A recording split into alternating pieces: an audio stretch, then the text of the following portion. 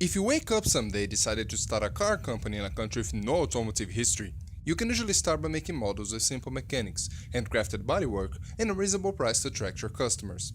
Of course, you can decide to follow a different path because you consider yourself just too brilliant to make simple cars, and start by making some random 1000 horsepower model that promises to reach max speed.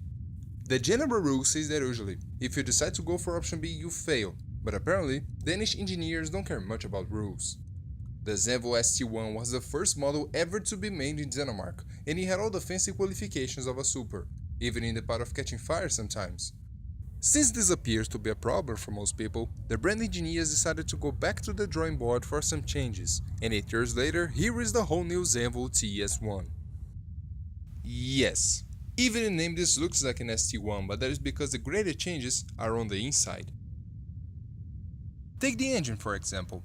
It's a new 5.9 liters V8, made in-house by Zenvo, with 2 superchargers and nearly 1163 brake horsepower, which allows it to reach 230 miles an hour and go from 0 to 60 in less time than I sneeze. Inside there is a lot more interesting space than before, with a customizable shape and color layout that the owner gets to choose, and that means no TS1 is equal to another, unless you want it to be. The outside saw some minor changes, with a taller wing and some new splitters on front and side intakes, but the funny detail is that the designer claims he was inspired by a lioness when joining the TS1, while I clearly see a wolf, and my friend sees a bee. But nevertheless, this is a gorgeous design, and unlike some recent supercars, an original one.